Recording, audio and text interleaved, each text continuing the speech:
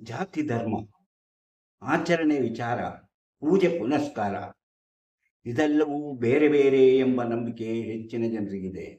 ಆದರೆ ನಾವು ಈ ಜನಾಂಗ ಎಲ್ಲರೂ ಒಂದೇ ಕಡೆಯಿಂದ ಬಂದವರು, ಒಂದೇ ರೀತಿಯಲ್ಲಿ ಹುಟ್ಟಿದವರು, ಒಂದೇ ಕಡೆ ಬೆಳೆದವರು. ಬರುತ್ತಾ ಬರುತ್ತಾ ನಾವು ಬೇರೆ ಬೇರೆ, ಬಣ್ಣ ಬೇರೆ, ರೂಪ ಬೇರೆ, ವ್ಯಕ್ತಿ ಬೇರೆ, ಇದೆಲ್ಲವೂ ನಡೆಯಿತು. ಅದು ಹೇಗೆ ನಡೀತು? ಆಮೇಲೂ ನಾವು ಹೇಳ್ತೀವಿ ನಾನ್ ಬೇರೆ, ನೀವು ಬೇರೆ, ಅವರು ಬೇರೆ, ಅವರ ನಂಬಿಕೆ ಬೇರೆ, ಅವರ ಆಚಾರ ಬೇರೆ. ಈ ಆಚಾರ ವಿಚಾರಗಳಲ್ಲಿ ಯಾಕಿಷ್ಟು ಬದಲಾವಣೆಗಳಾಯಿತು ಎಂಬುದನ್ನು ಯೋಚನೆ ಮಾಡಬೇಕಾದ ವಿಚಾರ. ಭಕ್ತಿ ಎಂದರೆ ಏನು? ಆಚಾರ ಎಂದರೆ ಏನು? ಧರ್ಮ ಎಂದರೆ ಏನು? ದೇವರು ಎಂದರೆ ಏನು? ಇದೆಲ್ಲವೂ ಯಾವಾಗ ಹುಟ್ಟಿತು ಮುಂತಾದ ವಿಚಾರಗಳನ್ನು ತಿಳಿದುಕೊಂಡಾಗ ಮಾತ್ರ ನಾವು ಧರ್ಮ ಆಚರಣೆ, ನಮ್ಮ ಜೀವನದ ಬಗ್ಗೆ ನಾವು ಹೇಳಲು ಸಾಧ್ಯ. ಅದರ ಅರಿವಿಲ್ಲದವರು, ಭಕ್ತಿ ಏನೆಂದು ತಿಳಿಯದವರು, ನಂಬಿಕೆ ಏನೆಂದು ತಿಳಿಯದವರು, ಪೂಜೆ ಪುನಸ್ಕಾರಗಳು ಏನೆಂದು ತಿಳಿಯದವರು, ಇದೆಲ್ಲವೂ ಹೇಗೆ ಹುಟ್ಟಿತೆಂದು ತಿಳಿದವರು, ಆ ಜಾತಿಯವರು, ಈ ಜಾತಿಯವರು, ಆ ಧರ್ಮದವರು, ಈ ಧರ್ಮದವರು ಎಂದು ಹೇಳಿದಾಗ ಅದು ಅವರಲ್ಲಿರುವಂತಹ ಪೆದ್ದುತನವನ್ನೇ ಎದ್ದು ತೋರಿಸುತ್ತದೆ. ಹಾಗಾದ್ರೆ ಇದರ ಬಗ್ಗೆ ಏನು? ಅದರ ಬಗ್ಗೆ ತಿಳಿದುಕೊಳ್ಳೋಣ. ಅದಕ್ಕಿಂತ ಮೊದಲು ಲೋಕ ಸುತ್ತಿ ಬರೋಣ, ದೇಶ ಸುತ್ತೋಣ, ಕೋಶ ಓದೋಣ, ಮನಸ್ಸಿನೊಳಗೆ ನುಗ್ಗಿ ನೋಡೋಣ. ಅದುವೇ ದಾರಿ ಮಾನಿಯ ಟೈಮ್ಸು. ಸ್ವಾಗತ ನಿಮಗೆಲ್ಲರಿಗೂ ಸ್ವಾಗತ. ಎಲ್ಲರಿಗೂ ನಮಸ್ಕಾರ. ಮಾಣಿಯ ಟೈಮ್ಸ್ ಯೂಟ್ಯೂಬ್ ಚಾನಲ್ಗೆ ಎಲ್ಲರಿಗೂ ಸ್ವಾಗತ. ನಾನು ಹೇಳಿದೆ ಇವತ್ತು ನಂಬಿಕೆ ಏನು, ಧರ್ಮ ಎಂದರೆ ಏನು, ದೇವರು ಎಂದರೆ ಏನು, ಇದೆಲ್ಲವೂ ಎಲ್ಲಿಂದ ಹುಟ್ಟಿತು, ಹೇಗೆ ಹುಟ್ಟಿತು ಎಂಬುದನ್ನು ನಾವು ಕೊಂಚ ಅವಲೋಕನ ಮಾಡಿ ನೋಡೋಣ. ಇದನ್ನು ವಿಸ್ತಾರವಾದಂತಹ ಒಂದು ವಿಷಯ, ಅದನ್ನು ನಾವು ಒಂದೇ ಸಂಚಿಕೆಯಲ್ಲಿ ಮಾಡಿ ಮುಗಿಸಲು ಸಾಧ್ಯವಿಲ್ಲ. ಯಾಕಂದ್ರೆ ಅಂಥ ವಿಚಾರಗಳನ್ನು ನಾವು ವಿಸ್ತಾರ ಮಾಡಿ ಹೇಳ್ತಾ ಹೋದರೆ ಎಷ್ಟೋ ಪೇಜುಗಳು, ಎಷ್ಟೋ ಪುಟಗಳು ಆಗುತ್ತದೆ. ಆದುದರಿಂದ ನಾನು ಒಂದು ಚುಟುಕಾಗಿ ಕೆಲವು ಮಾತುಗಳನ್ನು ನಿಮ್ಮೆದುರು ಹೇಳ್ತೇನೆ. ಭಕ್ತಿಯಿಂದ ಏನು ಸಾಧ್ಯ, ಭಕ್ತಿ ಇಲ್ಲದಿದ್ದರೆ ಏನು ಸಕ್ಕ, ನಂಬಿಕೆ ಅಂದರೆ ಹೇಗಿರುತ್ತೆ, ನಂಬಿಕೆ ಇಲ್ಲದಿದ್ದರೆ ಏನಾಗುತ್ತೆ ಮುಂತಾದ ವಿಚಾರನ ತಿಳ್ಕೊಳ್ಳೋಣ. ಅರ್ಥ ಆಗಬೇಕಾದ್ರೆ ನಾವು ಯಾವಾಗ ಹುಟ್ಟಿದ್ದು, ಎಲ್ಲಿಂದ ಹುಟ್ಟಿದ್ದು, ಎಲ್ಲಿಂದ ವಲಸೆ ಬಂದವರು ಎಂಬುದನ್ನು ಮೊದಲು ತಿಳ್ಕೋಬೇಕು. ಸುಮಾರು 380 ಕೋಟಿ ವರ್ಷಗಳ ಹಿಂದೆ ಜೀವಿಗಳು ಪ್ರಪಂಚದಲ್ಲಿ ಕಾಣಿಸಿಕೊಂಡವು. ಆಮೇಲೆ ಸುಮಾರು 3 ಲಕ್ಷ ವರ್ಷಗಳ ಹಿಂದೆ ಮಾನವರು ಈ ಪ್ರಪಂಚದಲ್ಲಿ ಹುಟ್ಟಿದರು. ಅದೆಲ್ಲವೂ ಆಫ್ರಿಕಾ ಖಂಡದಲ್ಲಿಯೇ ನಡೆದಂತಹ ಜೀವ ವಿಕಾಸದ ಕ್ರಿಯೆ. ಜೀವ ವಿಕಾಸ ಅಂದರೆ ಅಲ್ಲಿ ಯಾವ ದೇವರು ಇರಲಿಲ್ಲ, ಅಲ್ಲಿ ಯಾವ ದಿಂಡರೂ ಇರಲಿಲ್ಲ, ಅಲ್ಲಿ ನಂಬಿಕೆ ಇಲ್ಲ. ಅವರು ಹೊಟ್ಟೆ ತುಂಬಿಸಕ್ಕೆ ಬೇಟೆಯಾಡಿ ಅಥವಾ ಏನಾದರೂ ಹಣ್ಣು ಫಲಗಳನ್ನು ಕಿತ್ತು ತಿಂದು ಜೀವನ ಮಾಡ್ತಾ ಇದ್ದರು. ಬರುತ್ತಾ ಅವರಲ್ಲಿಯೂ ಬದಲಾವಣೆಗಳಾಗ್ತಾ ಬಂತು. ಯುರೋಪ್ ಖಂಡದಲ್ಲಿದ್ದಂತಹ ಜನರು ವಲಸೆ ಹೋಗುವ ಶುರು ಮಾಡಿದ್ರು. ಯಾಕಂದ್ರೆ ವಲಸೆ ಹೋಗುವುದಂದ್ರೆ ಏನು? ಅವರಿಗೆ ಜೀವನಕ್ಕೆ ಬೇಕಾದ ಸೌಕರ್ಯಗಳು ಅಥವಾ ಆಹಾರದ ಕೊರತೆ ಆದಾಗ ಜನರು ವಲಸೆ ಹೋಗಲು ಶುರು ಮಾಡಿದ್ರು. ಹಾಗೆ ವಲಸೆ ಬಂದವರು ಮೊದಲ ಸಲ ವಲಸೆ ಬಂದದ್ದು ಏಷ್ಯಾ ಖಂಡಕ್ಕೆ. ಏಷ್ಯಾ ಖಂಡಕ್ಕೆ ವಲಸೆ ಬಂದವರು ಇಲ್ಲೂ ಸಹ ಕೆಲವು ಜನಗಳು ಇಲ್ಲೇ ನಿಂತು ಮುಂದಕ್ಕೆ ಬೆಳೀತಾ ಹೋಗಿ ಅಲ್ಲಿಂದ ಒಂದು 30,000 ವರ್ಷಗಳ ಬಳಿಕ ಯುರೋಪಿಗೆ ವಲಸೆ ಹೋದರು. ಏಷ್ಯಾದಿಂದ ಯುರೋಪಿಗೆ ವಲಸೆ. ಹೀಗೆ ಅವರು ಹಾಗೆ ವಲಸೆ ಹೋದ್ಮೇಲೆ ಅಲ್ಲಿನ ಹವಾಮಾನ, ಅಲ್ಲಿನ ವಾಯುಗುಣ, ಅಲ್ಲಿನ ಪ್ರದೇಶದ ಒಂದು ಇದು, ಅದರಂತೆ ಜನರ ಬಣ್ಣ, ಕೂದಲಿನ ಬಣ್ಣ, ಚರ್ಮದ ಬಣ್ಣ, ಮನುಷ್ಯನ ಮುಖದ ಆಕಾರ ಎಲ್ಲವೂ ಬದಲಾಗುತ್ತಾ ಬಂತು. ಹೀಗೆ ಬದಲಾಗುತ್ತಾ ಜನಗಳಲ್ಲಿ ಒಂದು ವ್ಯತ್ಯಾಸವನ್ನ ಕಾಣಿಸಲಾಯಿತು. ಇದೆಲ್ಲವೂ ನಮ್ಮ ವಿಜ್ಞಾನದಿಂದ ನಾವು ಕಂಡುಕೊಂಡಂತ ವಿಚಾರಗಳು. ಅಂದರೆ ವಿಜ್ಞಾನ ಪಳೆಯುಳಿಕೆಗಳನ್ನೆಲ್ಲ ಮಾಡಿ ಆ ಪಳೆಯುಳಿಕೆಗಳೆಲ್ಲವನ್ನ ಸಂಶೋಧನೆ ಮಾಡಿ ಕಂಡುಕೊಂಡು ಅದರಲ್ಲಿ ಕಂಡಂತ ಎಷ್ಟು ವರ್ಷಗಳಾಯಿತು, ಎಷ್ಟು ವರ್ಷಗಳ ಹಿಂದಿಂದು, ಏನು ಯಾವ ಜೀವಿ ಎಂಬುದನ್ನೆಲ್ಲವನ್ನ ತಿಳ್ಕೊಂಡು ಇಂತಹ ವಿಚಾರಗಳನ್ನ ವೈಜ್ಞಾನಿಕವಾದ ರೀತಿಯಲ್ಲಿ ನೋಡಿ ತಿಳಿಯಲಾಗಿದೆ. ಆ ಬಳಿಕ ಜನರು ಈಗ ಬೆಳೀತಾ ಹೋದ್ರು. ಆಮೇಲೆ ಅವರಿಗೆ ಒಂದು ಶಕ್ತಿಯ ಆರಾಧನೆ ಬೇಕು, ಒಂದು ಶಕ್ತಿ ಬೇಕು. ಅದು ಯಾವುದಾದ್ರು ಒಂದು ಶಕ್ತಿಯಿಂದಲೇ ಅವರು ಸೂರ್ಯನನ್ನು ನೋಡಿರ್ಬೋದು, ಕತ್ಲೆಯನ್ನ ನೋಡಿರ್ಬೋದು, ನಮಗೆ ತೊಂದರೆ ಕೊಡುವಂತ ಜೀವಿಗಳನ್ನ ನೋಡಿರ್ಬೋದು. ಹಾಗಾಗಿ ಅವರು ಒಂದೊಂದೇ ದೇವರುಗಳನ್ನ, ಅಂದರೆ ದೇವರ ರೂಪವನ್ನ ಅವರು ಸಂಕಲ್ಪನೆ ಮಾಡಿಕೊಂಡು ಪೂಜಿಸಲಾರಂಭಿಸಿದರು. ಹಾಗೆ ಪೂಜಿಸುತ್ತಾ ಬಂದಾಗ ಅವರಿಗೇನಾಯ್ತು, ನಾನು ಬೇರೆ ರೀತಿ ಪೂಜೆ ಮಾಡ್ತೇನೆ, ನಾನು ಬೇರೆ ರೀತಿ, ಯಾಕಂದ್ರೆ ಇವರು ದೂರ ದೂರ ಇರುವರು, ದೂರ ದೂರ ಬೇರೆ ಬೇರೆ ಖಂಡಗಳಲ್ಲಿರುವರು. ಅವರು ಪೂಜೆ ಮಾಡುವ ರೀತಿಯು, ಇವರು ಪೂಜೆ ಮಾಡುವ, ಇವರು ಪ್ರಾರ್ಥನೆ ಮಾಡುವ ರೀತಿಯು, ಅವರ ದೇವರ ಕಲ್ಪನೆಗೂ ವ್ಯತ್ಯಾಸ ಬಂತು. ಹಾಗೆ ಆ ಕಲ್ಪನೆ ವ್ಯತ್ಯಾಸದಿಂದ ಇವರಲ್ಲಿ ಆಚರಣೆ ಮತ್ತು ದೇವರ ಕಲ್ಪನೆಗಳು ಬದಲಾದವು. ಆಮೇಲೆ ದಾರ್ಶನಿಕರು ಬಂದರು, ಪ್ರವಾದಿಗಳು ಬಂದರು, ಧರ್ಮ ಸೃಷ್ಟಿಯಾಯಿತು. ಧರ್ಮದಿಂದ ಮತ್ತೆ ಜಾತಿ ಹೀಗೆ ಬದಲಾಗ್ತಾ ಹೋಯಿತು. ಇದಕ್ಕೆಲ್ಲವೂ ಮೂಲ ಕಾರಣ ಆಫ್ರಿಕಾದಿಂದ ಬಂದಂತಹ ಈ ಜನಾಂಗವೇ ಎಂಬುದನ್ನು ಮರೆಯಬಾರದು. ಹಾಗೆ ಬಂದಾಗ ನೋಡಿದಾಗ ನಮಗೆ ಸಿಕ್ಕಿದ್ದು ಏನು, ಈಗಲೂ ನೋಡಿ, ಆಫ್ರಿಕಾ ಖಂಡದಲ್ಲಿ ಕಪ್ಪು ಬಣ್ಣದ ಜನರಿದ್ದಾರೆ, ಭಾರತದಲ್ಲಿರುವರು ಬಣ್ಣದಲ್ಲಿ ಕೊಂಚ ವ್ಯತ್ಯಾಸ, ಅವರಿಗಿಂತಲೂ ಬದಲಾವಣೆ, ಮುಖಭಾವದಲ್ಲೂ ಮುಖದ ರೂಪದಲ್ಲೂ ಬದಲಾವಣೆ ಇದೆ. ಹಾಗೆ ಯುರೋಪಿಗೆ ಹೋದಾಗ, ಏಷ್ಯಾ ಖಂಡದಲ್ಲಿ ಕೆಲವು ಭಾಗದಲ್ಲಿ ಮತ್ತು ಯುರೋಪ್ನಲ್ಲಿ ಹೋದಾಗ ಅಲ್ಲಿ ಬದಲಾವಣೆ. ಅದೇ ರೀತಿ ಚೀನಾ, ಜಪಾನ್, ಮಂಗೋಲಿಯಾ, ಹೀಗೆ ಬೇರೆ ಬೇರೆ ಪ್ರದೇಶದಲ್ಲಿ ಜನಗಳಲ್ಲಿ ಕೊಂಚ ಬದಲಾವಣೆಗಳು ಆಗ್ತಾ ಬಂದು, ಇದು ಲಕ್ಷಾಂತರ ವರ್ಷಗಳ ಹಿಂದಿನ ನಡೆದಂತಹ ಈ ಬದಲಾವಣೆಗಳು ನಿಧಾನವಾಗಿ ನಡೀತಾ ಬಂತು. ಇಂತಹ ಬದಲಾವಣೆಯಿಂದಾಗಿ ನಾವೆಲ್ಲರೂ ಒಂದೇ, ಹುಟ್ಟಿದ್ದು ಎಲ್ಲೇ ಎಂಬುದಾಗಿ ಇದುವರೆಗೂ ಎಲ್ಲಿ ಆಫ್ರಿಕಾದಲ್ಲಿ ಹುಟ್ಟಿದವು. ಜೀವನ ವಿಕಾಸ ಆಗಿದ್ದೇ ಆಫ್ರಿಕಾದಲ್ಲಿ ಎಂಬುದು. ಈಗ ಧರ್ಮ ಹುಟ್ಟು ಹಾಕಿದರು, ಧರ್ಮದಿಂದ ಜಾತಿ ಆಯಿತು, ಜಾತಿಯಿಂದ ಮತ್ತೆ ಏನೇನೋ ಪಂಗಡಗಳು, ಕೀಳು ಮೇಲು ಎಂಬ ಭಾವನೆಗಳು ಜನರಲ್ಲಿ ಬೆಳೀತಾ ಹೋಯ್ತು. ಆಮೇಲೆ ಧರ್ಮಕ್ಕೆ ತಕ್ಕಂತೆ ಗ್ರಂಥಗಳು ರಚನೆಯಾದವು, ಧರ್ಮಗ್ರಂಥಗಳು ರಚನೆ ಆದಾಗ ಆ ಧರ್ಮಗ್ರಂಥದಲ್ಲಿ ಎಲ್ಲೂ ಸಹ ದ್ವೇಷ ಮಾಡಿ, ಸೇಡು ತೀರಿಸಿಕೊಳ್ಳಿ, ಹೊಡೆದಾಡಿ, ಹಿಂಸೆ ಮಾಡಿ ಎಂದು ಯಾವ ಧರ್ಮಗ್ರಂಥದಲ್ಲೂ ಹೇಳಿ. ಎಲ್ಲರೂ ಹೇಳುವುದು ಮನುಷ್ಯರೆಲ್ಲರೂ ಒಂದೇ, ಮಾನವರೆಲ್ಲರೂ ಒಂದೇ, ಪರಸ್ಪರ ಪ್ರೀತಿ ವಿಶ್ವಾಸದಿಂದ ನಿಮ್ಮ ಧರ್ಮವನ್ನ, ನೀವೇನು ಮಾಡಬೇಕು ಆ ಕರ್ಮವನ್ನ ನೀನು ಮಾಡು, ಆ ಕರ್ಮದಿಂದ ನೀನು ಫಲಸಿದ್ಧಿಯನ್ನು ಪಡಿ. ಆದರೆ ಯಾವತ್ತೂ ಕೆಟ್ಟ ದಾರಿಗೆ ಹೋಗಬೇಡ, ಕೋಪತಾಪದಿಂದ ಬೇರೆಯವರನ್ನು ಕೊಲೆ ಮಾಡಬೇಡ, ಕೋಪದಿಂದ ಬೇರೆಯವರನ್ನು ದೂಷಿಸಬೇಡ, ಕೋಪದಿಂದ ಬೇರೆಯವರ ಮೇಲೆ ಆಕ್ರಮಣ ಮಾಡಬೇಡ, ದಾಳಿ ಮಾಡಬೇಡ ಎಂಬಂತ ತತ್ವಗಳು ಪ್ರತಿಯೊಂದು ಗ್ರಂಥದಲ್ಲಿಯೂ ಹೇಳಿದೆ. ಆದರೆ ನಮ್ಮ ಜನರು ಆ ನಂಬಿಕೆಯನ್ನು ಬಿಟ್ಟು, ಆ ಒಂದು ಧರ್ಮ ಗ್ರಂಥವನ್ನು ಬಿಟ್ಟು, ಧರ್ಮಗ್ರಂಥಕ್ಕೆ ತಮ್ಮದೇ ಆದಂತಹ ರೀತಿಯಲ್ಲಿ ವಿಶ್ಲೇಷಣೆ ಮಾಡಿ ಅದರಂತೆ ವರ್ತಿಸಲಾರಂಭಿಸಿದ್ದಾರೆ. ಇಂತಹ ವಿಚಾರಗಳನ್ನು ಹೊತ್ತು ಬರುತ್ತಿರುವಂತಹ ಮಾಣಿಯಾ ಟೈಮ್ಸ್ ಯೂಟ್ಯೂಬ್ ಚಾನಲ್ ನೀವು ಇನ್ನೂ ಸಬ್ಸ್ಕ್ರೈಬ್ ಮಾಡಿಲ್ಲವಾದರೆ ಈಗಲೇ ಕೆಳಗೆ ಕಾಣುವ ಸಬ್ಸ್ಕ್ರೈಬ್ ಎಂದು ಬರೆದಿರುವಲ್ಲಿ ಒಮ್ಮೆ ಕ್ಲಿಕ್ ಮಾಡಿ ಸಾಕು, ನೀವು ಸಬ್ಸ್ಕ್ರೈಬ್ ಆಗ್ತೀರಿ. ಅದೇ ರೀತಿ ಪಕ್ಕದಲ್ಲಿ ಕಾಣುವ ಗಂಟೆಯ ಚಿಹ್ನೆಯನ್ನು ಒಮ್ಮೆ ಕ್ಲಿಕ್ ಮಾಡಿದರೆ ಮಾಣಿಯಾ ಟೈಮ್ಸ್ ಯೂಟ್ಯೂಬ್ ಚಾನಲ್ ಯಾವುದೇ ಹೊಸ ವಿಡಿಯೋ ಅಪ್ಲೋಡ್ ಆದ ಕೂಡಲೇ ನಿಮ್ಮ ಮೊಬೈಲ್ಗೆ ನೋಟಿಫಿಕೇಶನ್ ಬರುವುದರಿಂದ ನೀವು ಎಲ್ಲಾ ವಿಡಿಯೋಗಳನ್ನು ನೋಡಿ ಹೆಚ್ಚು ಹೆಚ್ಚು ವಿಷಯಗಳನ್ನು ತಿಳ್ಕೊಂಡು ನಿಮ್ಮ ಜೀವನಕ್ಕೆ ಯಾವುದು ಅವಶ್ಯಕವೋ ಅದನ್ನು ಅಳವಡಿಸಿಕೊಂಡಾಗ ನೀವು ಜೀವನದಲ್ಲಿ ಅಭಿವೃದ್ಧಿ ಆಗ್ತೀರಿ, ಯಶಸ್ವಿ ಆಗ್ತೀರಿ, ಜ್ಞಾನ ಹೆಚ್ಚುತ್ತೆ. ಇದರಿಂದಾಗಿ ನಿಮ್ಮ ಜೀವನವು ಸಂತೋಷದಿಂದ ಕೂಡಿರುತ್ತದೆ. ಪ್ರತಿಯೊಂದು ವಿಡಿಯೋನ ಆರಂಭದಿಂದ ಕೊನೆಯವರೆಗೂ ನೋಡಿ, ಲೈಕ್ ಮಾಡಿ, ಶೇರ್ ಮಾಡಿ. ಈಗ ನಾನು ಹೇಳಿದೆ, ಧರ್ಮಗ್ರಂಥಗಳು ಯಾವ ಧರ್ಮಗ್ರಂಥಗಳು ದೇಶ, ಅಸೂಯೆ, ಹಾಗೆ ಯಾವುದೇ ಸ್ವೇರನ್ನ ಬೆಳೆಸುವಂತೆ ಹೇಳುವುದಿಲ್ಲ. ಎಲ್ಲರನ್ನೂ ಪ್ರೀತಿಸು, ಎಲ್ಲರನ್ನೂ ಒಂದೇ ರೀತಿಯಲ್ಲಿ ನೋಡು, ಸಮತ. ಈಗ ನನಗೆ ಬೈಬಲ್ನಲ್ಲಿ ಹೇಳಿರುವ ಪ್ರವಾದಿಯಾದ ಮೋಸಸ್ರವರ ಬಗ್ಗೆ ಹೇಳಿರುವ ಒಂದು ಕಥೆ ನೆನಪಾಗುತ್ತದೆ. ಇಸ್ರೇಲರನ್ನು ಗುಲಾಮರಿಂದ ಬಿಡಿಸಿ ಕರೆದೊಯ್ಯಲು ದೇವರು ಆಯ್ಕೆ ಮಾಡಿದ ವ್ಯಕ್ತಿ ಈ ಮೋಸ. ಅವನನ್ನೇ ಯಾಕೆ ದೇವರು ಆಯ್ಕೆ ಮಾಡಿದ ನಾಯಕ ಎಂದು? ಅವನೇ ಆ ಗುಂಪಿನ ನಾಯಕ, ಅಂದ್ರೆ ಇಸ್ರೇಲಿನವರ ನಾಯಕನಾಗಿ ಅವನೇ ಆಯ್ಕೆ ಮಾಡಿದಂದ್ರೆ ಅವನ ಭಕ್ತಿ, ಅವನು ದೇವರಲ್ಲಿರುವಂತ ನಂಬಿಕೆ ಅಷ್ಟು ಶಕ್ತಿಯುತವಾಗಿತ್ತು. ಅವನು ತನ್ನ ದಂಡದಿಂದ ಕೆಂಪು ಸಮುದ್ರವನ್ನ 2 ಭಾಗ ಮಾಡಿ ವಿಭಾಗಿಸಿದ. ಅಂತಹ ಶಕ್ತಿ ಅವನ ನಂಬಿಕೆಯಲ್ಲಿ, ಅವನ ದೇವರಲ್ಲಿಟ್ಟಿರುವ ನಂಬಿಕೆಯಿಂದ ಅದನ್ನು ಕಂಡಂತಹ ದೇವರು, ಅವನಿರುವಂತಹ ನಂಬಿಕೆಯನ್ನು ಕಂಡ ದೇವರು, ಅವನು ನೀನು ಆ ಸಮುದ್ರವನ್ನು 2 ಭಾಗ ಮಾಡು ಎಂದು ಹೇಳಿದ ಕೂಡಲೇ ಅವನು ಆ ಕೆಲಸ ಮಾಡಿದ. ನಂಬಿಕೆಯಿಂದ, ಭರವಸೆಯಿಂದ ಆ ಕೆಲಸ ಮಾಡಿದ. ಅದು ಹಾಗೆ ಸಕ್ಸಸ್ ಆಯಿತು. ಇದನ್ನು ಕಂಡಂತಹ ದೇವರು ಅವನಿಗೆ, ನೀನು ಇಸ್ರೇಲರನ್ನು ಗುಲಾಮಗಿರಿಯಿಂದ ಬಿಡಿಸಿ ಕರೆದೊಯ್ಯಬೇಕೆಂದು ಆಜ್ಞೆ ಮಾಡು. ಅದರಂತೆ ತನ್ನ ಆ ನಂಬಿಕೆ, ಆ ಭಕ್ತಿಯಿಂದಾಗಿ ಇಸ್ರೇಲರನ್ನು ಕರೆದುಕೊಂಡು ಮರಳು ಭೂಮಿಗೆ, ಅಂದ್ರೆ ಮರುಭೂಮಿಗೆ ಹೋದ. ಮರುಭೂಮಿಯಲ್ಲಿ ಹೋದ ಕೂಡಲೇ ಇವರಿಗೆ ತಿನ್ನಲು ಆಹಾರ ಇಲ್ಲ, ಕುಡಿಯಲು ನೀರಿಲ್ಲ, ಬಳಲಿ ಬೆಂದಾದರು. ಇವನ ಜೊತೆಗೆ ಬಂದ ಜನರು ಇವನನ್ನು ದೂಷಿಸಲಾರಂಭಿಸಿದರು. ನಮ್ಮನ್ನು ಈ ನೀರಿಲ್ಲದೆ ಸಾಯಿಸಲು ಕರೆದುಕೊಂಡು ಬಂದೆಯಾ?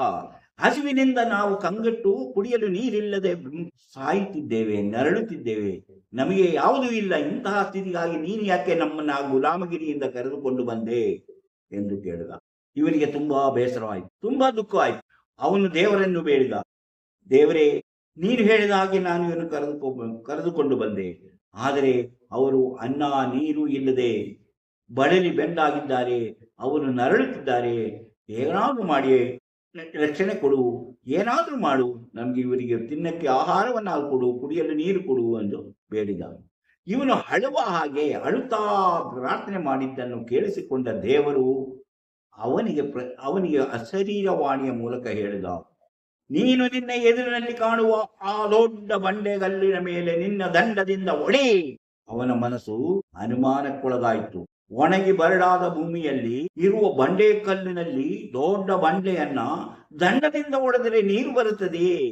ಇವನಿಗೆ ಅನುಮಾನ ಆಯಿತು, ದೇವರೇನು ನನ್ನನ್ನು ಪರೀಕ್ಷೆ ಮಾಡ್ತಿದ್ದಾನೆ, ಈ ಮಾತನ್ನು ನಾನು ನಂಬಲ್ಲ, ಇದು ಆಗದ ಮಾತು. ದೇವರು ಮತ್ತೊಮ್ಮೆ ಹೇಳಿದ, ನೀನು ಆ ಬಂಡೆ ಕಲ್ಲನ್ನು ದಂಡದಿಂದ ಹೊಡೆದರೆ ಅಲ್ಲಿ ನೀರು ಚಿಮ್ಮುತ್ತದೆ. ಇಲ್ಲ, ಇದು ಖಂಡಿತವಾಗಲು ಆಗದ ಮಾತು ಎಂದು ಅವನು ಅನುಮಾನದಿಂದಲೇ ನಿಂತುಕೊಂಡ. ಅದನ್ನು ನೋಡಿದ ದೇವರ ಧ್ವನಿ ಮತ್ತೊಮ್ಮೆ ಮೊಳಗಿತು, ನನ್ನ ಮಾತಿನ ಬಗ್ಗೆ ಅನುಮಾನ ಪಡುತ್ತಿರುವ್ಯಾ? ನಿನಗೆ ಹಾಲುಜೇನು ಹರಿಯುವಂತಹ ಕೆನಾನ್ ದೇಶಕ್ಕೆ ಹೋಗಲು ಸಾಧ್ಯವಾಗದು. ನಾನು ಪ್ರತಿಜ್ಞೆ ಮಾಡುತ್ತಿದ್ದೇನೆ, ನಿನಗಿನ್ನು ಆ ದೇಶಕ್ಕೆ ಕಾಲಿಡಲು ಸಾಧ್ಯವಾಗದು. ಮೋಸಸ್ಸಿಗೆ ತನ್ನ ತಪ್ಪಿನ ಅರಿವಾಯಿತು. ಅವನು ಕ್ಷಮೆ ಕೇಳಿದ. ನನ್ನನ್ನು ಕ್ಷಮಿಸು ದೇವಾ, ನಾನು ಮಾಡಿದ ತಪ್ಪಾಯ್ತು, ನಾನೇನೋ ತಿಳುವಳಿಕೆ ಇಲ್ಲದೆ ಹೇಳಿದೆ.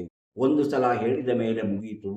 ನೀನು ನನ್ನ ಮೇಲೆ ಅನುಮಾನ ಪಟ್ಟೆ, ನಿನ್ನ ನಂಬಿಕೆಯಲ್ಲಿ ನೀನು ಅನುಮಾನ ಪಟ್ಟೆ, ನಿನ್ನ ನಂಬಿಕೆ ನಿನಗೆ ಕೈ ಕೊಡ್ತು. ನಿನಗೆ ನಂಬಿಕೆ ಇಲ್ಲದ ಮೇಲೆ ಯಾವುದೂ ಸಾಧ್ಯವಿಲ್ಲ.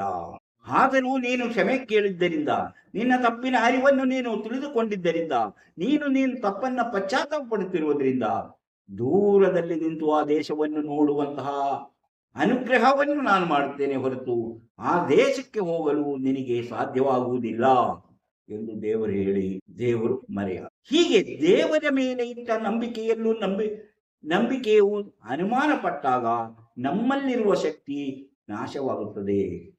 ದೇವರು ತೋರಿಸಿದ ದಾರಿಯಲ್ಲಿ ನಡೆಯಬೇಕೇ ಹೊರತು ನಮ್ಮದೇ ಆದ ದಾರಿಯನ್ನು ನಾವು ಹುಡುಕಿಕೊಂಡರೆ ಯಾವತ್ತೂ ನಮಗೆ ಸರಿಯಾದ ದಾರಿಯಲ್ಲಿ ನಡೆಯಲಾಗುವುದಿಲ್ಲ ಎಂಬುದು ಈ ಕಥೆಯ ಸಾರಾಂಶ ಆಗಿರಬಹುದು. ಆದರೆ ದೇವರ ಮೇಲಿನ ನಂಬಿಕೆಯಿಂದ ನಮಗೆ ಎದುರಾಗುವ ಸಮಸ್ಯೆಗಳನ್ನು ಎದುರಿಸಲು ಸಾಧ್ಯವಾಗುತ್ತದೆ. ಮೋಸ ಸಮುದ್ರವನ್ನು ಇಬ್ಬಾಗ ಮಾಡಿದಂತಹ ಆ ಶಕ್ತಿ ಅವನ ನಂಬಿಕೆಯಲ್ಲಿತ್ತು. ನಂಬಿಕೆ ಎಂಬುದು ನಮ್ಮ ಮನಸ್ಸಿನಲ್ಲಿರುವ ದೃಢವಾದಂತಹ ಒಂದು ಶಕ್ತಿ. ಅದು ದೇವರ ನಂಬಿಕೆ ಅಂತಿಲ್ಲ. ನಮ್ಮ ಮನಸ್ಸಿನಲ್ಲಿ ದೃಢವಾಗಿ ನಂಬಿಕೆ ಇದ್ದರೆ ನಾವು ಎಂತಹ ಕೆಲಸವನ್ನಾದರೂ ಮಾಡಲು ಸಾಧ್ಯ. ನಮಗೆ ಧೈರ್ಯ ಇಲ್ಲ, ಅನುಮಾನ ಪಡ್ತಾ ನಾವು ಮಾಡಿದರೆ ಆ ಕೆಲಸ ಹಾಳು ಎಂಬುದು ಇದರಲ್ಲಿ ನಾವು ತಿಳಿದುಕೊಳ್ಳಬಹುದಾದಂತಹ ಒಂದು ಮುಖ್ಯವಾದ ವಿಷಯ. ಅಂದ್ರೆ ಸಮುದ್ರವನ್ನೇ ಇಬ್ಬಾಗ ಮಾಡ್ದ, ಅಂದ್ರೆ ಅಂತ ಸಮುದ್ರವನ್ನೇ, ಕೆಂಪು ಸಮುದ್ರವನ್ನೇ ಇಬ್ಬಾಗ ಮಾಡಿ ತೋರಿಸಿದಂತಹ ವ್ಯಕ್ತಿ ನಂಬಿಕೆಯಿಂದ, ಅವನ ನಂಬಿಕೆ ಹೋದ ಕೂಡಲೇ ಅವನ ಕಲ್ಲಿನ ಬಂಡೆಯಿಂದ ನೀರನ್ನು ತರಿಸಲಾಗದು ಎಂದು ತಿಳಿದುಕೊಂಡ. ಯಾಕೆ ಅವನಿಗೆ ಅನುಮಾನ ಬಂತು? ಅವನಿಗೆ ಆ ಬಂಡೆಯನ್ನು ನೋಡಿದಾಗ ಅನುಮಾನ ಬಂತು. ನಮ್ಮ ಜೀವನದಲ್ಲೂ ಪ್ರತಿಯೊಬ್ಬರ ಎದುರಿನಲ್ಲೂ ಇಂತಹ ಬಂಡೆಯಂತಹ ಸಮಸ್ಯೆಗಳು ಎದುರಾಗಬಹುದು. ಆ ಸಮಸ್ಯೆಗಳನ್ನ ನಾವು ನಮ್ಮ ದೃಢವಾದ ಮನಸ್ಸಿನಿಂದ, ನಮ್ಮ ಗಟ್ಟಿಯಾದ ಮನಸ್ಸಿನಿಂದ, ನಮ್ಮ ಧೈರ್ಯದಿಂದ ನಾವು ಅದನ್ನು ಎದುರಿಸಲು, ಅದನ್ನು ಒಡೆದು ನೀರು ಬರಿಸುವಂತಹ ಶಕ್ತಿಯಿಂದ ನಾವು ಕೆಲಸ ಮಾಡಿದಾಗ ಆ ಭಕ್ತಿಯಿಂದ ಅದು ನಮಗೆ ನೀರು ಸಿಗುತ್ತದೆ. ಅಂದರೆ ಸಮಸ್ಯೆಗಳು ಯಾವುದೇ ಬರಲಿ, ಎಂತಹ ದೊಡ್ಡ ಸಮಸ್ಯೆಗಳೇ ಆಗಲಿ, ಧೈರ್ಯವನ್ನು, ನಂಬಿಕೆಯನ್ನು ಕೈ ಬಿಡದೆ ನಾವು ಮುಂದುವರೆದಾಗ ಎಂತಹ ಸಮಸ್ಯೆಗಳನ್ನಾದರೂ ನಾವು ಎದುರಿಸಲು ಸಾಧ್ಯ ಎಂಬುದು ಈ ಒಂದು ಮೋಸಸ್ಸಿನ ಕಥೆಯಿಂದ ನಮಗೆ ತಿಳಿಯಬಹುದು. ಹೀಗೆ ಭಕ್ತಿ ಮತ್ತು ಪೂಜೆ, ಭಕ್ತಿ ಅಂದರೆ ಏನು, ಪೂಜೆ ಎಂದರೇನು? ಭಕ್ತಿ ಎಂಬುದು ನಮ್ಮ ಮನಸ್ಸಿನಲ್ಲಿರುವಂತಹ ಒಂದು ಭಾವನೆ. ಆದರೆ ನಾನು ಅದರಲ್ಲಿ ಪೂರ್ಣವಾಗಿ ನಂಬಿಕೆ ಇರುವುದು, ನಾನು ಧೈರ್ಯವಾಗಿ ಅದನ್ನೇ ನಂಬಿ ನಡೆಯುವುದು, ಅಥವಾ ಅದೇ ನನ್ನ ಮನಸ್ಸಿನಲ್ಲಿ ಇರುವಂತಹ ಅನುಮಾನವೇ ಇಲ್ಲ, ಅದಕ್ಕೆ ಯಾವ ಅನುಮಾನವೂ ಇರಲಿಲ್ಲ ಭಕ್ತಿಗೆ. ಆದರೆ ಪೂಜೆ, ನಮಸ್ಕಾರಗಳು, ಆಚರಣೆಗಳು ಎಲ್ಲವೂ ನಮ್ಮ ಹೊರಲೋಕಕ್ಕೆ ತೋರಿಸುವಂತಹ ಒಂದು ಆಡಂಬರ ಜೀವನ. ಅಂದರೆ ಅದು ಒಂದು ಬಾಹ್ಯ ಪ್ರದರ್ಶನ ಅಷ್ಟೇ. ಅದರಲ್ಲಿ ಯಾವುದೇ ನಂಬಿಕೆ ಇಲ್ಲ. ನೀವು ಪೂಜೆ ಮಾಡಬೇಕು, ಪ್ರಾರ್ಥನೆ ಮಾಡಬೇಕು ಎಂಬುದು ಅದು ಎಲ್ಲೂ ನಿಮಗೆ ಯಾವ ದಾರಿಯನ್ನು ಕೊಡುವುದಿಲ್ಲ. ಆದರೆ ನೀವು ಧ್ಯಾನ ಮಾಡಿ, ದೃಢವಾದ ಮನಸ್ಸಿನಿಂದ ಧ್ಯಾನ ಮಾಡಿ, ಆವಾಗ ನಿಮ್ಮ ಮನಸ್ಸಿಗೆ ಶಕ್ತಿ ಬರುತ್ತದೆ, ತಾನಾಗಿಯೇ ಶಕ್ತಿ ಬರುತ್ತದೆ. ನಾವು ಈ ಆಚರಣೆಗಳಲ್ಲಿ, ಜನರಲ್ಲಿ ಆಚರಣೆ ತುಂಬಾ ವ್ಯತ್ಯಾಸ ಇರುತ್ತದೆ. ಒಂದೊಂದು ದೇವರನ್ನ ಒಬ್ಬೊಬ್ಬರು ಪೂಜೆ ಮಾಡ್ತಾರೆ, ಆಚರಣೆ. ಆದರೆ ಎಲ್ಲರೂ ಪೂಜೆ ಮಾಡ್ತಾರೆ, ಎಲ್ಲರೂ ಪ್ರಾರ್ಥನೆ ಮಾಡ್ತಾರೆ. ಪೂಜೆ ಅಂದರೆ ಎಲ್ಲರೂ ಆ ದೇವರ ಮುಂದೆ ಹೋಗಿ ನಿಂತ್ಕೊಂಡು ಪೂಜೆ ಮಾಡೋದಲ್ಲ. ದೇವರನ್ನ ಪ್ರಾರ್ಥನೆ ಮಾಡುವಂತಹ ಕೆಲವು ಪದ್ಧತಿ ಇದೆ, ದೇವರನ್ನು ಪ್ರಾರ್ಥಿಸುವಂತ ಕೆಲವು ಪದ್ಧತಿ ಇದೆ. ದೇವರಿಗೆ ಆಗಿ ಹಾಡುಗಳನ್ನ ಹಾಡಿ ದೇವರನ್ನು ಪೂಜಿಸುವ ರೀತಿ ಇದೆ. ಅಂದ್ರೆ ದೇವರನ್ನು ಪೂಜಿಸುವಂತಹ, ದೇವರನ್ನು ಹೊಗಳುವಂತಹ, ದೇವರಿಗೆ ಶಕ್ತಿಯ ಬಗ್ಗೆ ಹೇಳುವಂತಹ ಪೂಜೆಗಳು ಇದೆ. ಆದರೆ ಇದು ಯಾವುದನ್ನು ನಾವು ನಮಗೆ ಬೇಕಾಗಿರುವಂತಹ ಒಂದು ವಿಷಯಗಳೇ ಅಲ್ಲ. ನಾವು ನಂಬಿಕೆ ಎನ್ನುವುದು ನಮಗೆ ಮುಖ್ಯ. ನಂಬಿಕೆ ಯಾವುದೇ ರೀತಿಯಲ್ಲಿ, ಯಾವುದೇ ದೇವರಿಗ, ಯಾವುದೇ ಒಂದು ಇದಕ್ಕಾಗಿ ನೀವು ನಂಬಿಕೆಯಿಂದ ಕೆಲಸ ಮಾಡಿದರೆ, ನೀವು ನಂಬಿಕೆ ನನ್ನಿಂದ ಸಾಧ್ಯ, ನಾನು ಅದು ಮಾಡಬಲ್ಲೆ ಎಂಬ ನಂಬಿಕೆ ನಿಮ್ಮಲ್ಲಿ ಇದ್ದರೆ ಯಾರು ಬೇಕಾದರೂ ಯಾವ ಕೆಲಸವನ್ನು ಬೇಕಾದರೂ ಮಾಡಬಹುದು. ಅಯ್ಯೋ ನನ್ನಿಂದ ಸಾಧ್ಯವೇ, ಅನುಮಾನ, ನನಗೆ ಅನುಮಾನ ಬಂದಿದೆ, ನನ್ನಿಂದ ಸಾಧ್ಯವಿಲ್ಲ, ನಾನು ಹೇಳಲು ಸಾಧ್ಯವಿಲ್ಲ, ನನಗೆ ಮಾಡಲು ಸಾಧ್ಯವಿಲ್ಲ, ನಾನು ಗಾಡಿ ಓಡಿಸಿದ್ರೆ ಆಕ್ಸಿಡೆಂಟ್ ಆಗುತ್ತೇನೋ, ನಾನು ಬೈಕ್ ಓಡಿಸಿದ್ರೆ ಅದು ಬಿದ್ದೋಗುತ್ತೇನೋ, ಈ ರೀತಿಯ ಅನುಮಾನಗಳಿದ್ದರೆ ನಿಮಗೆ ಖಂಡಿತವಾಗಲು ಆ ಕೆಲಸ ಮಾಡಲು ನಿಮ್ಮಿಂದ ಸಾಧ್ಯವಾಗುವುದಿಲ್ಲ. ನಂಬಿಕೆ ಅಂದರೆ ಭಕ್ತಿಯ ತರ ನಿಮ್ಮ ಮನಸ್ಸಿನಲ್ಲಿ ನಂಬಿಕೆ ಇದ್ದಾಗ ಆ ಮನಸ್ಸಿನ ಶಕ್ತಿ ನಿಮ್ಮನ್ನು ಎತ್ತಿ ಎತ್ತಿ ಮೇಲಕ್ಕೆತ್ತುತ್ತದೆ. ಆ ಒಂದು ಶಕ್ತಿಯನ್ನ ಓದಿ ನಾನು ಪಾಸ್ ಆಗುತ್ತೇನೆ ಎಂಬ ಒಂದು ಶಕ್ತಿಯನ್ನ, ಆ ಒಂದು ನಂಬಿಕೆಯನ್ನ ನೀವು ದೃಢವಾಗಿದ್ದರೆ ಪರೀಕ್ಷೆಯಲ್ಲಿ ನೀವು ಸುಲಭವಾಗಿ ಪಾಸ್. ಪರೀಕ್ಷೆ ಬಂದಾಗ ನಾನು ಇದರಲ್ಲಿ ಪಾಸ್ ಆಗಲ್ಲ, ಅಯ್ಯೋ ಕಷ್ಟ ಆಗುತ್ತೆ, ಈ ಸಬ್ಜೆಕ್ಟ್ ಕಷ್ಟ, ಆ ಸಬ್ಜೆಕ್ಟ್ ಕಷ್ಟ ಎಂದು ನೀವು ಬರಿತಾ ಹೋದ್ರೆ ಅಲ್ಲಿ ಹೋಗಿ ಕುಳಿತು ನೀವು ಬರೆಯೋದಕ್ಕೆ ಎಲ್ಲವೂ ಮರೆತು ಹೋಗುತ್ತದೆ. ನಿಮಗೆ ಬರೆಯಲು ಸಾಧ್ಯ ಆಗುವುದಿಲ್ಲ. ಎಲ್ಲವೂ ಗೊಂದಲದಲ್ಲಿ ನೀವು ಏನ್ ಮಾಡ್ಬೇಕೆಂಬುದನ್ನೇ ಮರೆತುಬಿಡ್ತೀರಿ. ಅಂತಹ ಪರಿಸ್ಥಿತಿ ಬರಬಾರದು. ಅದಕ್ಕೆ ಏನ್ ಮಾಡ್ಬೇಕು? ನಂಬಿಕೆ, ಭಕ್ತಿ. ನಾನು ಮಾಡುವ ಕೆಲಸದಲ್ಲಿ ನನ್ನ ಭಕ್ತಿ. ಅಂದ್ರೆ ಭಕ್ತಿ ಅಂದ್ರೆ ಏನು? ನಿಮ್ಮ ಮನಸ್ಸಿನಲ್ಲಿರುವಂತಹ ದೃಢವಾದ ನಿರ್ಧಾರ.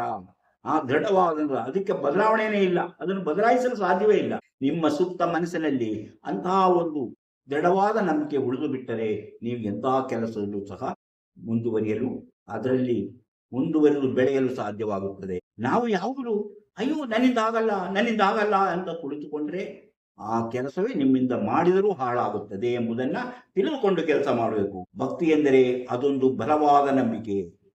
ಪೂಜೆ ಆಚರಣೆಗಳೆಲ್ಲವೂ ತೋರ್ಪಡಿಕೆ ಮಾತ್ರ. ಅಂದರೆ ಯಾವುದೀಗ ಯಾವ ಜಾತಿಯವರು ಮಾಡ್ತಾರೆ, ಯಾವ ಜಾತಿಯವರು ಹೇಗೆ, ಅದರ ಬಗ್ಗೆ ನಾವು ಚಿಂತೆ ಮಾಡಬೇಕಾಗಿಲ್ಲ. ನಮ್ಮ ನಂಬಿಕೆ, ನಮ್ಮ ಭಕ್ತಿ, ಬೇರೆಯವರ ಬಗ್ಗೆ ನಾವು ಯೋಚನೆ ಮಾಡುವುದೇ ಬೇಡ. ಯಾಕಂದರೆ ಇದೆಲ್ಲವೂ ನಾವು ಒಂದೇ ಕಡೆಯಿಂದ ಬಂದಂತಹ ಮನುಷ್ಯ ಜೀವಿಗಳು. ಎಲ್ಲಿಂದ ಬಂದಿದ್ದು? ಆಫ್ರಿಕಾದಲ್ಲಿ ಹುಟ್ಟಿ ಅಲ್ಲಿಂದ ವಲಸೆ ಬಂದವರು. ಈಗ ಇಲ್ಲಿ ಬಂದ ಮೇಲೆ ನಮ್ಮ ಆಚರಣೆ ಬೇರೆ ಆಗಿದೆ. ತಲಾಂತರಿಗೆ ಎಷ್ಟೋ ತಲೆಮಾರುಗಳ ಬಳಿಕ ನಾವು ಇದೇ ಇರುತ್ತೇವೆ. ಆದರೆ ಪೂಜೆ ಮಾಡುವರಲ್ಲಿ ಭಕ್ತಿ ಇರೋದಿಲ್ಲ. ದೇವಸ್ಥಾನಗಳಲ್ಲಿ ಅನಾಚಾರಗಳು ನಡೀತದೆ, ಪ್ರಾರ್ಥನಾಲಯಗಳಲ್ಲಿ ಅನಾಚಾರಗಳು ನಡೀತದೆ. ಪ್ರೀಸ್ಟ್ ಆಗಲಿ ಅಥವಾ ಒಬ್ಬ ಪೂಜಾರಿ ಆಗಲಿ, ಒಬ್ಬ ಅರ್ಚಕರಾಗಲಿ, ಒಬ್ಬ ಮೌಲ ಆಗಲಿ, ಅವನಿಗೆ ನಿಜವಾದ ಭಕ್ತಿ ಇದ್ದರೆ ಅವನಲ್ಲಿ ಆ ಭಕ್ತಿಯಿಂದ ಅವನು ಮಾಡುವ ಕೆಲಸವೆಲ್ಲೂ ಸರಿಯಾಗುತ್ತದೆ. ಅನಾಚಾರವೇ ಇವರ ಮನಸ್ಸಲ್ಲಿದ್ದರೆ ಅನಾಚಾರ ಮಾಡುವಂತಹ ಆ ಒಂದು ಗುಣವೇ ಅವರಲ್ಲಿ ಇರುತ್ತದೆ. ಅವರು ದೇವಸ್ಥಾನವಾದರೂ ಅಷ್ಟೇ, ಅವರಿಗೆ ಮನೆಯಾದರೂ ಅಷ್ಟೇ, ಹೊರಗಾದರೂ ಅಷ್ಟೇ, ಎಲ್ಲವೂ ಅವರು ಅನಾಚಾರ ಮಾಡುವಂತ. ಆದ್ದರಿಂದಲೇ ದೇವಸ್ಥಾನಗಳಲ್ಲಿ ಅತ್ಯಾಚಾರ ನಡೆಯುತ್ತೆ, ಚರ್ಚ್ಗಳಲ್ಲಿ ಅತ್ಯಾಚಾರದ ಪ್ರಕರಣಗಳು ಬರುತ್ತದೆ. ಹೀಗೆ ಎಲ್ಲಿ ನೋಡಿದ್ರು ಅತ್ಯಾಚಾರಗಳು ನಡೆಯುವಂತಹ ಅಥವಾ ಅನಾಚಾರಗಳು ನಡೆಯುವಂತಹ ಸ್ಥಳವಾಗಿ ಮಾರ್ಪಡುತ್ತದೆ. ಭಕ್ತಿ ಯಾರಲ್ಲಿ ಇರುತ್ತೋ, ದೃಢವಾದ ನಂಬಿಕೆ, ಆ ನಂಬಿಕೆ ಯಾರಲ್ಲಿ ಇರುತ್ತೆಯೋ ಅಂತ ವ್ಯಕ್ತಿಗಳು ಯಾವತ್ತೂ ಇಂಥ ಕೆಟ್ಟ ಕೆಲಸ ಮಾಡುವುದಿಲ್ಲ. ಇದನ್ನು ತಿಳಿದು ಅದರಂತೆ ನಡೆದವರು ಸಮಾಜವನ್ನು ತಿದ್ದಲು ಸಾಧ್ಯ, ಸಮಾಜದ ಅಂಕುಡೊಂಕುಗಳನ್ನು ತಿದ್ದಲು ಸಾಧ್ಯ. ನಂಬಿಕೆ ಇಲ್ಲದೆ, ಭಕ್ತಿ ಇಲ್ಲದೆ ಅಥವಾ ತಮ್ಮ ಮನಸ್ಸಿನಲ್ಲಿ ಅಂತ ನಂಬಿಕೆ ಇಲ್ಲದಿದ್ದವರಿಂದ ಏನೂ ಸಾಧ್ಯವಾಗದು. ಅವರು ಹೇಳುವುದೊಂದು, ಮಾಡುವುದು ಮತ್ತೊಂದಾಗಿರುತ್ತದೆ. ಕೆಲ ಕಾಲ ಅವರಿಗೆ ಒಂಥರ ಒಳ್ಳೆಯ ಗುಣ, ಒಳ್ಳೆಯ ಸ್ಥಾನಮಾನಗಳು ಸಿಗಬಹುದೇ ಹೊರತು ಅವರು ಶಾಶ್ವತವಾಗಿ ಅವರಿಗೆ ಯಾವ ಗೌರವವೂ ದೊರೆಯುವುದಿಲ್ಲ ಎಂಬುದನ್ನು ತಿಳಿದುಕೊಳ್ಳ. ಇಂತಹ ಹಲವಾರು ಕಾರ್ಯಕ್ರಮಗಳಿವೆ. ಅಂತಹ ಕಾರ್ಯಕ್ರಮ ಮುಂದಿನ ವಿಡಿಯೋಗಳಲ್ಲಿ ಹೇಳುತ್ತಾ ಹೋಗ್ತೇನೆ. ಈ ಕಾರ್ಯಕ್ರಮ ನಿಮ್ಗೆ ಇಷ್ಟ ಆದರೆ ಈಗಲೇ ಲೈಕ್ ಮಾಡಿ, ಶೇರ್ ಮಾಡಿ, ಪ್ರೋತ್ಸಾಹ ಕೊಡಿ. ಇನ್ನು ನೀವು ಮಣಿ ಅಟ್ ಟೈಮ್ಸ್ ಯೂಟ್ಯೂಬ್ ಚಾನಲ್ ಅನ್ನು ಸಬ್ಸ್ಕ್ರೈಬ್ ಮಾಡಿಲ್ಲವಾದರೆ ಈಗಲೇ ಕೆಳಗೆ ಕಾಣುವ ಸಬ್ಸ್ಕ್ರೈಬ್ ಎಂದು ಬರೆದಿರುವ ಒಮ್ಮೆ ಕ್ಲಿಕ್ ಮಾಡಿ ಸಾಕು, ನೀವು ಸಬ್ಸ್ಕ್ರೈಬ್ ಆಗ್ತೀರಿ. ಅದೇ ರೀತಿ ಪಕ್ಕದಲ್ಲಿ ಕಾಣುವ ಗಂಟೆಯ ಚಿಹ್ನೆಯನ್ನು ಒಮ್ಮೆ ಕ್ಲಿಕ್ ಮಾಡಿದರೆ ಮಣಿ ಅಟ್ ಟೈಮ್ಸ್ ಯೂಟ್ಯೂಬ್ ಚಾನಲ್ ಯಾವುದೇ ಹೊಸ ವಿಡಿಯೋ ಅಪ್ಲೋಡ್ ಆದ ಕೂಡಲೇ ನಿಮ್ಮ ಮೊಬೈಲ್ಗೆ ನೋಟಿಫಿಕೇಶನ್ ಬರುವುದರಿಂದ ನೀವು ಎಲ್ಲ ವಿಡಿಯೋ ನೋಡಿ ಹೆಚ್ಚು ಹೆಚ್ಚು ವಿಷಯಗಳನ್ನು ತಿಳಿದುಕೊಂಡು ನಿಮ್ಮ ಜೀವನಕ್ಕೆ ಯಾವುದು ಅವಶ್ಯಕೋ ಅದನ್ನು ಅಳವಡಿಸಿಕೊಂಡಾಗ ನೀವು ಜೀವನದಲ್ಲಿ ಅಭಿವೃದ್ಧಿ ಆಗ್ತೀರಿ, ಯಶಸ್ವಿ ಆದರೆ ಸಂತೋಷಕರವಾದ ಜೀವನ ನಡೆಸಲು ಸಾಧ್ಯ. ಇಂತಹ ಮತ್ತೊಂದು ವಿಡಿಯೋದೊಂದಿಗೆ ಮತ್ತೆ ಬರುತ್ತೇವೆ. ಇಷ್ಟು ಹೊತ್ತು ಈ ವಿಡಿಯೋ ನೋಡಿದ ನಿಮಗೆಲ್ಲರಿಗೂ ಧನ್ಯವಾದ.